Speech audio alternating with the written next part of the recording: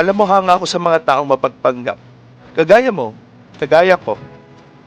Yung tipong sinasabi natin sa iba na kaya pa natin pero ang totoo hindi na. Yung tipong sinasabi natin na meron pa kahit wala na. Yung tipong sinasabi natin na okay lang kahit hindi naman talaga. Napakatapang ko.